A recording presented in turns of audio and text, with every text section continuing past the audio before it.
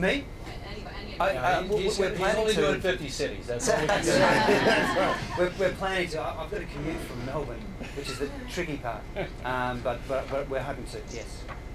I mean, that's the only thing to do some Q&As and stuff like that at various locations. And my follow-up question actually is for James specifically. Our governor just retired yesterday apparently, and we're just wondering if you two might be working together at some point.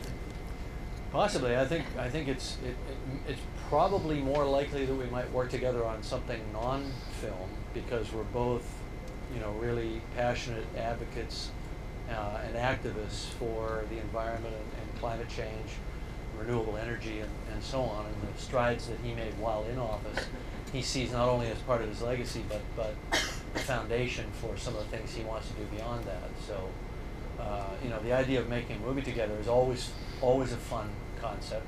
I'm tied up for the next 5 years. Arnie tends to be rather impatient when he sets his sight on near-term goals. So I don't know how well that's going to work out, but because I've signed on for 2 more Avatar films, which is a big chunk. Yes, this question is actually for Andrew.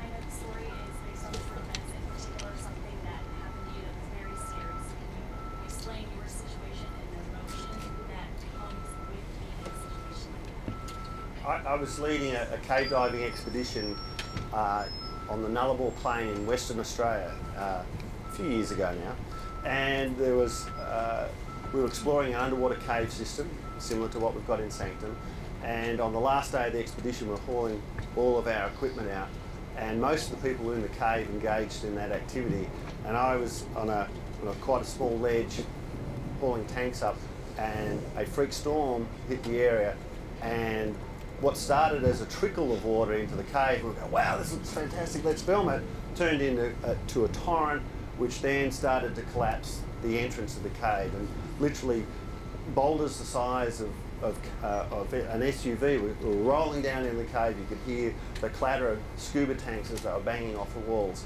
and it trapped initially 15 of us below ground, myself included.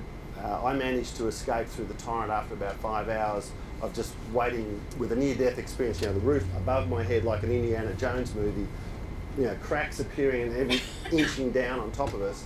And it got to the point that I thought, well, either we make a run for it and we get killed in the avalanche, or we stay here and we get flattened like a pancake.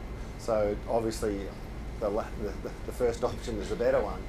And then it took another 2 days to extract the rest of the crew by exploring a new way out of the cave. So that was really the inspiration for this movie, and to then distill down the bits of that story and the real life drama of that and put it into a fictional story which plays out, and we can then explore how people react and respond and what it's like to be trapped. And I can tell you, it's even if you enjoy the activity of exploring caves, to be trapped and not know whether you're going to get out alive is terrifying.